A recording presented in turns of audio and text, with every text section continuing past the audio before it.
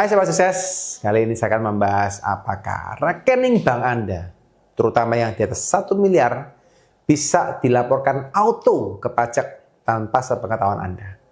Yuk, simak video lengkapnya setelah yang satu ini.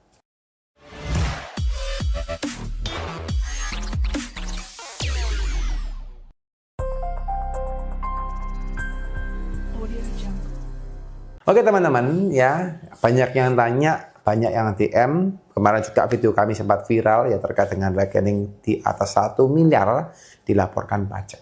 Ya, by the way teman-teman, apakah rekening di atas 1 miliar dilaporkan pajak?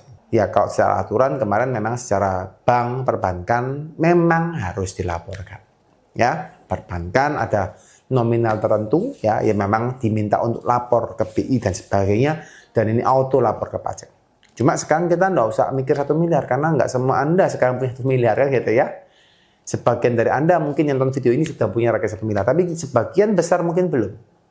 Nah pertanyaannya, bagaimana Pak kalau saya punya rekeningnya cuma 500 juta, punya 200 juta, punya 100 juta, punya 50 juta, atau bahkan cuma 5 juta. Nah, apakah itu akan dilaporkan pajak Pak secara auto? Nah, teman-teman, ini memang satu hal yang perlu saya sampaikan, di mana memang saat ini era pajak di Indonesia sudah era yang open, ya era yang terbuka, di mana sekarang hampir seluruh harta Anda sudah terdata di pajak. Apalagi tahun 2025 ini sudah diterapkan soal core tax system, dan di mana NPWP dan KTP sudah nyambung.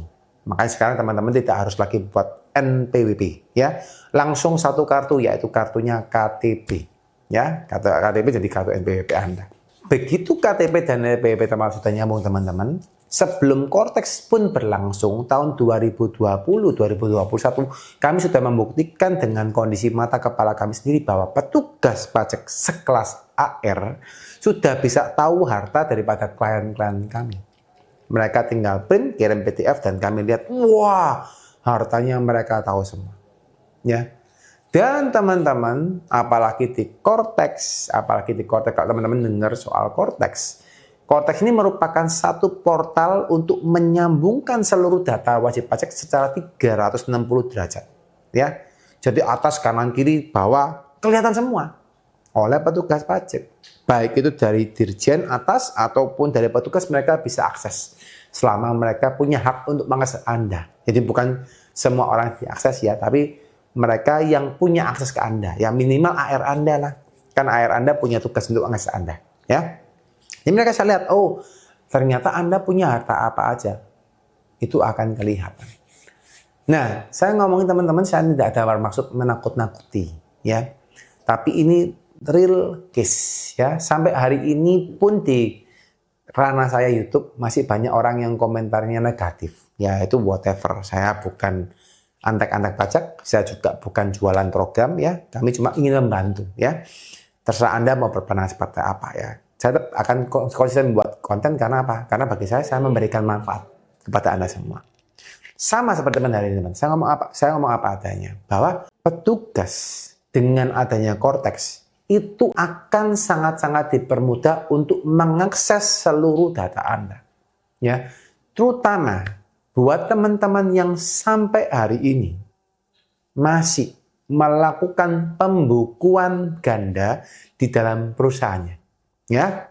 Nah, saya ngomong gini kenapa? Karena sebenarnya banyak orang yang melakukan pembukuan ganda, mohon maaf ya, itu menggunakan rekening pribadi. Rekening pribadi dipakai untuk menampung dana yang tidak dilaporkan pajak. Minimal yang nggak faktur pajak itu dimasukkan rekening pribadi. Kan gitu.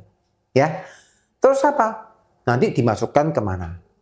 Tapi tetap banyak menggantung di rekening pribadi. Entah itu punyanya direksi, entah itu punyanya karyawan, pasti pakai rekening pribadi. True story teman-teman.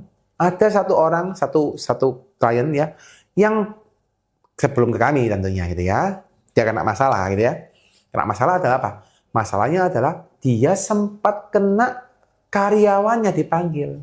Ya, karyawannya yang dipakai rekeningnya dipanggil oleh petugas pajak, ditanya-tanyain, diberikan surat. Kenapa mutasinya besar? Ya, akhirnya bingung jawabnya.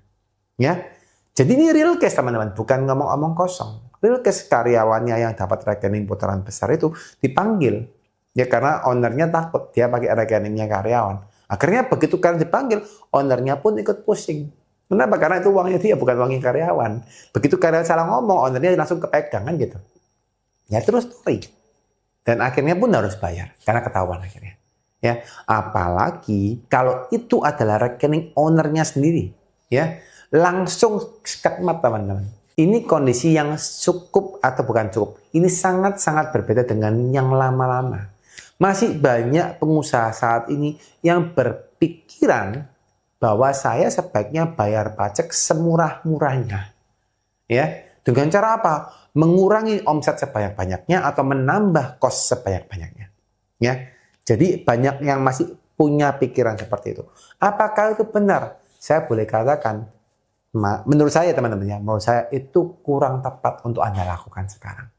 Ya, kenapa kok kurang tepat? Ya karena tadi, kalau dulu Anda petugas pajak nggak tahu apa-apa, datanya nggak jelas, mungkin Anda masih ingat tahun 2008 kita ada sunset policy namanya, dan itu banyak yang ngawur pun nggak ketahuan. Kenapa? Karena pemerintah nggak punya data. Ya, 2016 pertama kali kita tax amnesty pertama juga nggak banyak yang diperiksa. Kenapa? Karena pemerintah nggak punya data.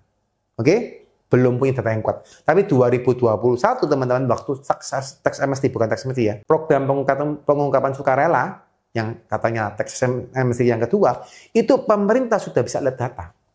Dan saya buktikan dengan mata kepala saya sendiri. Ya, dan itu nggak main-main teman-teman. Selama perkembangan 5 tahun pemerintah, ya sekarang sudah 10 tahun, 16 sekarang 25 ya, sudah 10 tahun, banyak sekali perubahan. Ya, meskipun tidak 100% sempurna. Ya. Jadi ini yang perlu kita perhatikan. Ketika Anda beli harta apapun, ya, Anda beli harta misalnya saham, Anda beli reksadana, Anda beli tabungan, pakai tabungan deposito, Anda punya perusahaan baru, Anda ngambil dividen, Anda ngambil prive, Anda misalnya beli rumah dan sebagainya, itu pastikan bahwa itu Anda cantumkan di dalam SPT Anda. Ya. Jadi itu penting banget karena Anda bisa fighting ke pemerintah, bisa melawan perpajakan dengan cara apa? Anda punya data yang benar. Semoga Anda dapat petugas pajak yang baik dan banyak petugas pajak yang baik. Ya, jadi Anda waktu ngelawan dengan data yang benar, mereka juga senang. Oh ya udah benar, ya. Berarti tidak ada masalah. Mereka juga tinggal cari wajib pajak yang lain. So itu yang perlu Anda lakukan. Nah, bagaimana Pak? Kalau sekarang ini saya belum melaporkan pajak yang benar, ya, atau rekening saya masih gantung Pak, yang banyak. Saran saya teman-teman, coba Anda bisa lihat 5 tahun terakhir pelaporan Anda seperti apa. Kalau memang 5 tahun terakhir pelaporan Anda belum beres, saran saya Anda mungkin bisa lakukan namanya pembetulan. Ya, itu Anda mungkin bisa lakukan. Oh ternyata Anda punya penghasilan yang belum terlapor, betulkan saja. Kan gitu. Supaya apa? Supaya Anda nggak langsung bengkak di 1 tahun. Ya. Kalau bengkak setahun, kalau Anda sebagai pribadi kan Anda tahu bahwa pajaknya progresif. Semakin tinggi pajak Anda, semakin tinggi penghasilan Anda, semakin tinggi pula pajak Anda. Ya, jadi begitu Anda bengkak setahun, maka ya Anda bayar pajaknya juga akan lebih mahal. Ya, bagi aja Anda lihat 5 tahun yang lalu, oh ternyata 5 tahun yang lalu masih belum lapor, 4 tahun juga masih laporin teman-teman. Mumpung Anda belum diperiksa, ya. Kalau Anda belum diperiksa, lakukan pembetulan duluan. Boleh banget. Laporkan dulu 5 tahun yang lalu. Terus Anda tinggal totalan. Oh, akhir tahun ini sudah sama Anda. Oh, sama. Ya udah, syukur, puji Tuhan. Ya. Tapi kalau belum, nah tanda tanya, bisa diapakan lagi? Oh, ternyata Pak itu harta dari 2018 Pak belum tak laporkan karena tax amnesty kemarin masih ada yang belum dilapor juga misalnya. Apa yang sudah dilakukan? Nah, saya belum berani komentar. Bisa jadi, mungkin kalau nanti Pak Prabowo menentukan ya harus ada tax amnesty ketiga. Nah, kembali ke Anda. Lakukan aja kalau memang dikasih kesempatan oleh Pak Prabowo, oleh pemerintahan Indonesia ke depan. Ada tax amnesty ketiga. Saran saya ambil. Jangan tunda-tunda lagi. Ya. Dan setelah Anda ambil, saran saya teman-teman, laporin yang benar. Jangan Anda lapor lagi ngawur. Ya. Kalau sudah benar, kedepannya benar. Ya. Jangan lagi Anda sudah minta maaf, insaf, ini salah lagi, dosa lagi. Insaf, dosa lagi. Ya kalau 2023, 2025, 2000 terusnya ada tax amnesty lagi. Ya kalau presidennya baik hati, ya kalau tidak baik hati, sebenarnya mereka sekarang tinggal nangkep-nangkep. Ya saking belum masih dilakukan. Ya.